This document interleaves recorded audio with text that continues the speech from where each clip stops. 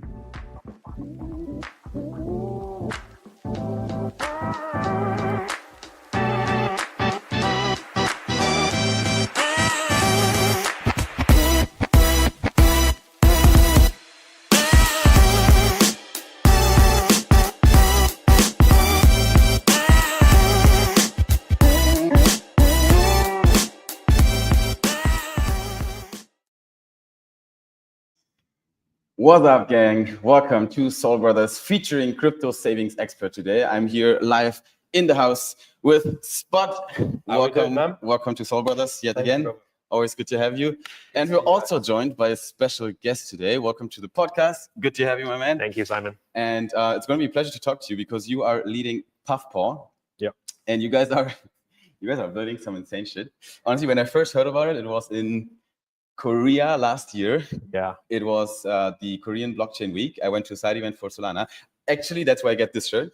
Big up Solana. I just remember that. Nice shirt. And you guys were kind of co-sponsoring, or there was a talk about PuffPaw on stage. I don't remember if it was you, but when I heard it, I was like, "What is happening? We're getting paid in crypto to vape." And I was like, "That is like." Genius. It's a meme. It's a meme. Am I on the right way here? Is that in a nutshell what you guys do before we go deeper into what you actually do? But is that, Pay2Vape, is that kind of a thing? It's more, I think the first part is right. It's definitely pay. The second part is we actually help users to quit nicotine. If you go with non-nicotine, you can earn more with non-nicotine and with the full certain range of your consumption on a daily basis. Yeah. So it's to monitor your daily activity and incentivize you to quit nicotine to stay healthy. That's a twist. Yeah. Because initially when I heard it, I was like, okay, so The more I smoke, the more I earn. Awesome. I probably should talk more on the stage last year, for this part. I know a lot of our audience have got their ears tweaked right now because they're going, get paid to vape. They're probably there right now. So, but before we get into PuffPaw, let's talk about your journey into Web3. How did it all start? Yeah. Hi, I'm Raphael. I'm founder of PuffPaw. So PuffPaw is like for over 14 months so far. And before PuffPaw, I've been in crypto for 5 years already. My first company was a SocialFi application on Arweave. It's actually backed by Arweave Foundation. I'm always in the social consumer space, application space. Sunsetted last 2 years ago and went back to the non-crypto space to help my current 2 co-founders to build the vaporizer and cannabis businesses in the US. So we have a great resources and background in that industry. And, eventually I said, what if we can make this happen in a crypto space and using the technology and the crypto network, that will be fascinating. Like people know the idea, but nobody has this capability to build the hardware. So that's how we grew up and team up them to do this. How did the initial idea to integrate Web3 come about? Like you say, your business partners had a successful business in the vape industry already. Who was the mastermind behind thinking, okay, we can integrate Web3 here and really build a product? Where did that come from? So first of all, I'm like the main guy for the crypto and coordinating everything from the non-crypto side of our company. The idea is coming from very simple. For every crypto conferences, people are always waiting in line outside of the venue, and everybody's vaping, everybody's smoking, and what if, right? What if this is the best use case scenario, like in the crypto space, traders, Wall Street guys, every people trade, too much pressure, everybody smoke. So that's literally where it comes from. What if we can combine those 2 segments and build a product that will be fun? Okay, so it's more of like a target audience overlap here. So you look for a niche where you might have kind of a target audience that could be attracted to your product, and that's when you kind of double down. And what is the kind of on-chain aspect of it? Like, where does, the question is, it comes out, why do you need blockchain? And you heard it 1,000 times, but I don't really get it yet. So I guess it has to do with the device, with the hardware. So I think that's something you need to kind of explain a little bit how that works. And it has to do with incentives, right? So where do these come from and why is it on chain? So maybe you can explain in a nutshell. Yeah, so this is the product. So this is the first, it's Building House patented smart vape. We have the Bluetooth module, sensors, smart everything. Vape. It's a smart device because you can actually connect to our web app and all of the data, every single puff will be recorded, like duration of each puff, nicotine level, flavor, all of those data are actually recorded and transmitted to our that's app. Crazy. So that data will be eventually on blockchain, and we use that data to determine your daily performance. Performance? Right? Like how much you consume the nicotine or how many puffs you have. And what is a good performance? Lower non-nicotine and within a certain range every day. Yeah. And because you leaderboard like smoking all day long. I hit 420 vapes. So it's basically reverse that. Yeah. It's like because again, emphasizing you're trying to help people to get a bit to quit nicotine and to get them to understand. Well, first of all, is to understand how much you use the product, because the biggest problem with all of the vaping products is, well, artificial ingredients, toxic ingredients. And the second thing is you're actually holding this device for the whole day. With cigarettes, you actually have to walk out of the space, smoke outdoors, like 1 stick, 2 stick, there's a quantity. For this device, you're just holding it nonstop every single day when you are trading or playing video games. So it's nonstop. So eventually you are actually taking in more nicotine than going with cigarettes. Yeah, and that's a bad part. So we wanna help users to understand, to manage those puffs first of all, and then quit nicotine with the incentive. Okay.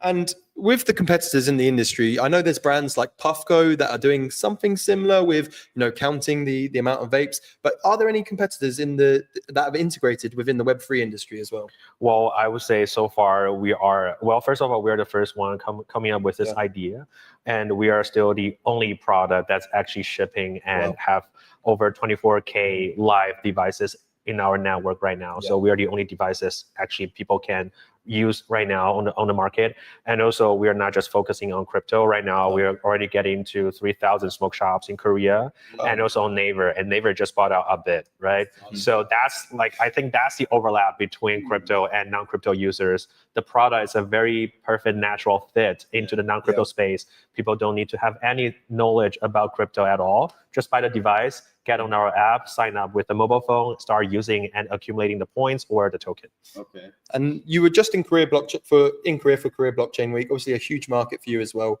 Some really cool activations going from PuffPaw at the moment. But what can we expect next? And what is the longer term goal here as well? Well, that's the alpha news. So we've spent the past 14 months to build this device. We're actually launching another brand called Good Trip. It's a cannabis vape, first cannabis smart vape that's targeting the US. And also we're doing a shisha hookah product. This guy is Mr. Shisha.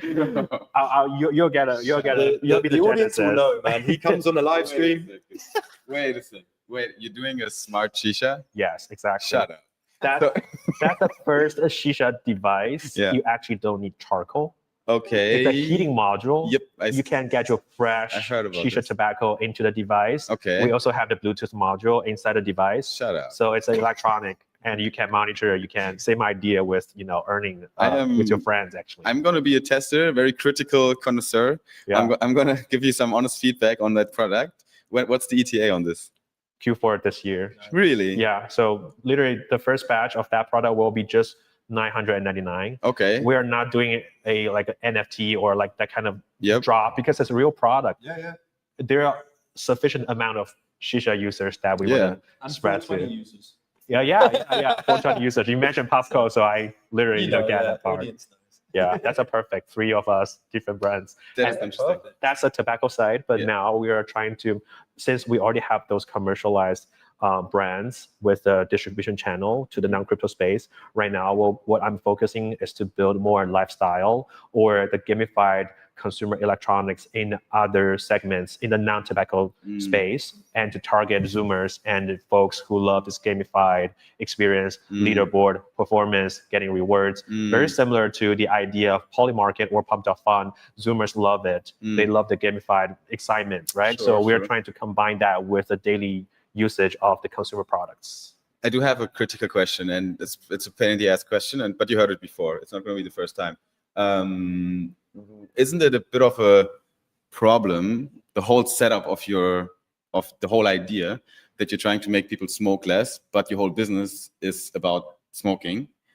Like, aren't you killing your own market in the long term? That's a very good question. I mean, every 3 months, I'm keep having more thoughts about this, the answer about this question. But what we are facing right now is it's non-stoppable. Like, all of the tobacco giants, they are developing their vaping products because all of the countries, you can see the growth rate of vaping is crazy. And we cannot stop it, but we want to flip the model. We want to make sure that if you are using the vape device, first of all, you have to be over 21, right? That's the first thing. If you are using the device, we want to make sure you are using the natural ingredients, flavor, edible. There's no artificial, no toxic ingredients. And then we can talk about how to limit your daily uses. Vaping, to be honest, vaping is fun to some certain degree. It's like a social media tool with your friends, engagements. You don't want to get rid of it completely. You want to limit it into an extent. Every single day, there are new smokers. Right? It's always new growth, new users, and we can always help the new user to quit. And if quit nicotine is so easy, why do we still have 1.3 billion smokers? Of course. It's non-stoppable. Yeah. Okay. Maybe 2 more things from my side. One is kind of your target markets right now, like geographies, and also where do people get that? Yeah. We are the first crypto hardware selling in the non-crypto space. We're on Naver. We're also going to be on Amazon Japan, because in Japan, it's a non-regulated product. We only sell non-nicotine products in Japan. That's just the natural product market fit there as well. And the Middle East and Europe for this device. Europe as well. Europe as well, yes. So people can either buy. Where do you sell it on Europe? We actually get into the smoke shops right now in Italy, and we have a 5-guy team ground promotion for all of those European countries.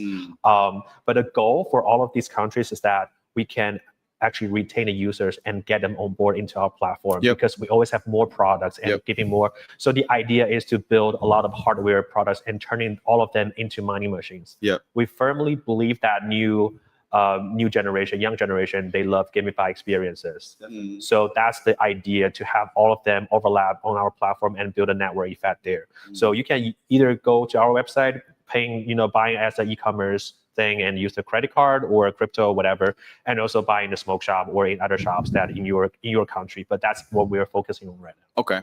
Now I have like another question that is probably a bitch, but I'm going to do it anyway. And then if you have any closing remarks, we can close it off. But blockchains, right? Like, obviously, I know you guys are really not focused on where this happens, because you are a consumer first product. You don't really want to have the user facing the technology, because that's where we're heading anyways, right? We want to abstract away the blockchain experience and just build products that people use, right? Who gives a shit? Still, I give a shit, because I think that Solana makes a lot of sense, as you might be able to tell. And I think that Solana might actually be the smartest play for you guys to roll out this product when it comes to distribution and product market fit in that community. Yep. Absolutely. So I think you have some considerations. I think it is not really yet a done deal, as I understand. So maybe you can help me to understand, or help the audience as well to understand what your current thoughts are regarding on what home base, let's say, do you want to roll this product out, if you want to at all? That's a very, very good question. So we, as the platform, we build multiple brands, multiple segments of different consumer products, and we can always, like, I personally, I love the vibe and culture and hardware deep in segment of Solana, tangible businesses, real revenue, deep in PayFi, everything. So I think that's the future of this industry. So a year ago, I was on the panel of a Solana ecosystem, like a backpack and Frammetric. Pretty close with Frammetric. Love Solana ecosystem, and we're always trying to work more with Solana ecosystem and build more products. So I'm pretty sure in the very near future, we're going to have a product on Solana just for the folks and who love the Solana ecosystem and the culture. All right, I take that answer. That makes sense. Yeah. I've got a few more questions, but we have to wrap up here today. So I've got to ask, where is the best place that the audience right now can get into the community and get ready for the next announcements from PuffPaw as well? Just follow us on Twitter. We're a PuffPaw_XYZ. So follow our account, or you can follow me personally. I'm Web2Refo, REFFO on Twitter. So you can find me easily, and always just slide in my DM, and I'm always looking to making new friends. Awesome, man. Been a great interview. I've seen your product. I even went to the event in ETH Denver, and you guys are really making some waves. I'm just going to show the device up to the camera, guys. Coming to a shop very near you soon, guys. Anyway, Simon, let's wrap it up today. Refo, thank you so much for today. Thank you so much. Thanks for joining. It was fun to have you. Thank you, Very interesting project, honestly, like something different flavor. We're not doing kind of yield and trading right now on chain. It's a physical product with blockchain elements, so we love that. With real users already. So Thank you for joining. Thank you so much. Have a good week here. Let's go. All right, that's a cut. Thanks everyone for tuning in to this little spontaneous live stream here. We're going to call it a day, and we're going to make some more maybe content here. We're in a very interesting location right now. Club Vogue, baby. Yeah, Club Vogue.